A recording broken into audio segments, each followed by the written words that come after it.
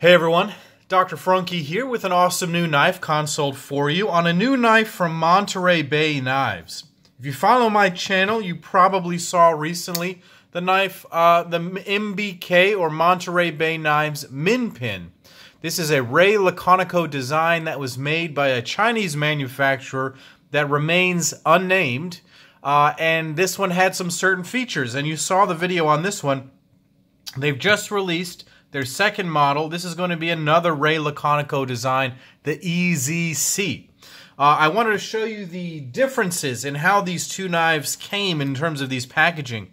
The Minpin came in this very nice case, and honestly that was more than enough. This new one, the EZC, comes in a very elaborate case, and I really wanted to show that off. Let me move the Minpin off the screen here. This comes in wrapped in a heavy piece of cardboard. Open that up right here. There is a secondary box right here that opens. Then there is a heavy cardboard insert that holds only the microfiber cloth. No real information or anything given in that. It's kind of an interesting presentation.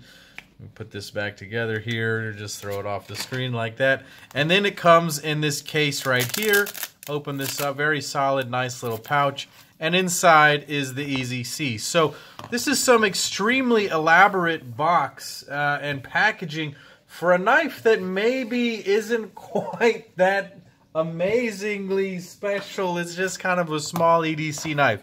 And so I thought that was a bit of a funny thing. Now, instead of making an outright comparison video of these two knives, I thought I would essentially include it in this one. But here we go. We have the Monterey Bay Knives EZC. And as you can see, it is strikingly, remarkably similar to their first model, the Minpin. They're both 3-inch bladed knives, flippers, Ray Laconico designs, and there are very, very subtle differences between these two knives. And so we'll talk about the minor differences that are going on here, but we really want to focus on the EZC right here. So as I mentioned, it was 3 inches, so let's go ahead and get some vital signs on this guy right here.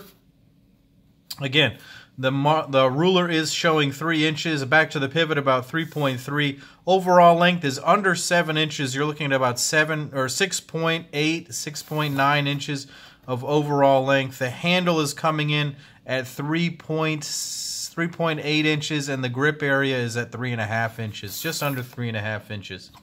So it's a very, very small knife, and it is meant for everyday carry. EZC, I imagine, has something to do with everyday carry of some kind like that. So let me bring out another couple of knives for a size comparison. Here is a Spyderco Para 3 and the Para 2, and so if I line these guys up, you can see the EZC is coming in significantly smaller even than the Para 2 right there.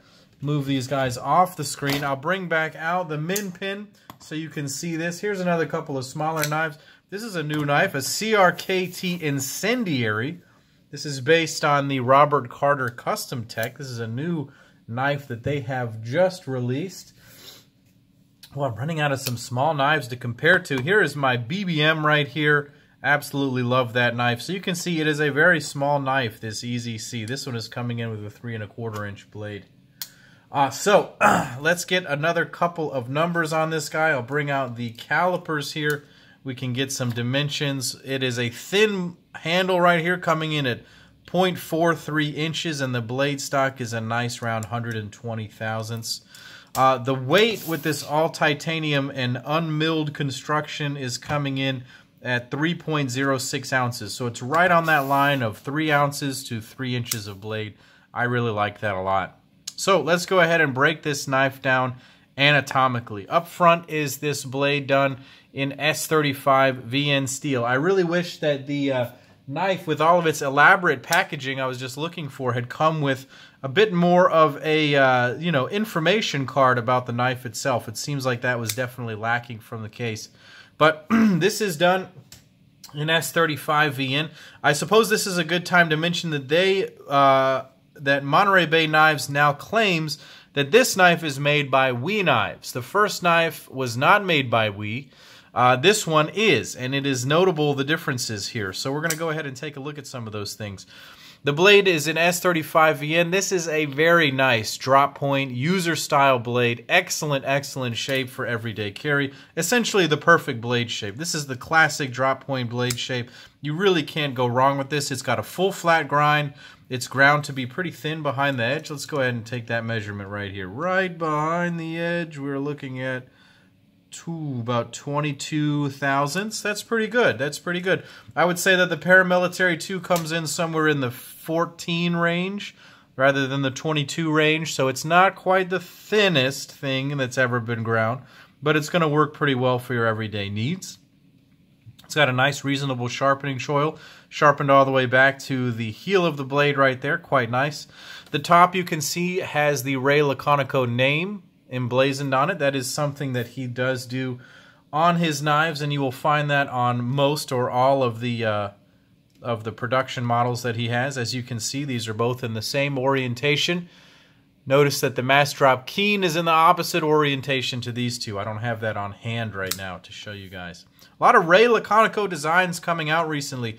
It's kind of hard to really nail down which one you want to get. There's the MCK Minpin, there's the MCK EZC, there's the mass drop keen, and there was one of the Alliance designs, that other one that he had. So there's just a lot of these designs out there right now, and so it's interesting to see that going on. But maybe this will help you differentiate between at least these two right now. So the blade, not a whole lot to talk about. There is a nice stonewash finish going on here, heavy stonewash. I like that finish a lot on a blade. Classic user finish, very nice for use. Have nothing really much else to talk about. The blade is pretty well done. It's stonewashed and it's nice and smooth. There are no sharp edges except the blade edge. Came very sharp from the factory. Nice slicey little blade. I like that. Moving back to the pivot, this guy's running on ball bearings, nice and smooth. It's not the smoothest in terms of the drop shuttiest, but it will close if you give it a nice little shake. That's because the blade is so skinny. I bet over time, as this wears in, it will become even smoother. If I oil the detent ball a little bit, it might just fly shut. It's getting there, but it's not going to be the fall shuttiest knife you've ever had. The flipper tab on this one is extremely nice. I like the flipper tab tremendously more than the flipper tab on the Minpin. Let's take a look here. The flipper tab on the Minpin is quite wide and it's quite sharp. Notice that the blade stock on the EZC here is much thinner. We'll go ahead and just get those raw numbers. So I believe I measured it out at 120 thousandths on the Minpin. This one is coming in at 157 thousandths. So a much thicker blade on the Minpin. And you'll notice I was mentioning the flipper tab. So notice how sharp the flipper tab is on the Minpin. When you accidentally put your finger too close to the lock bar and you try to open it, it becomes essentially a finger shredder. I hurt my finger a whole lot of times running it over this. But this one is very sharp, or very rounded. Notice how much more it is rounded than its brother over here, and narrower. Just better done overall. I really like that. It's very comfortable. It never shreds my finger.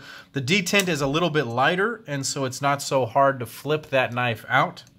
And so it does just fly out. It's really nice. You can either push button or you can light switch. I messed up the push button by pushing on the lock bar. But even when you push on the lock bar on this knife, it still deploys without hurting your finger, unlike the Minpin. So I do like that very much. I like the pivot hardware. It's very subtle. It's just a screw with a couple of circumferential circles. A little bullseye kind of target sign looking thing. That's pretty nice. A bit of a step up from the plain screw on the Minpin. I didn't mind this. I thought that screw was quite nice. Let's go ahead and talk about the detent. It's a little bit lighter than it is on the Minpin, but that's a good thing. The detent on the Minpin is strong enough that it can hurt your finger if you miss it, but this one is nice and light. The blade is never going to come out of the handle. It's not heavy enough to fly out, and so it's a nice balance. Now, you can limp wrist this one a little bit. It's got a light enough detent that you can not fully fire the knife. You can really only put it there if you want to. It's light enough to just do that. So some people don't really like that. Some people like the stronger detents, but it does deploy easily and reliably once you get a feel for it. Something I like is the groove on this one. I believe that they come with some different handle finishes, so take a look at that. The groove on this one makes it very nice to hold on to while you're flipping it. Your thumb rests very nicely there, and it deploys very well.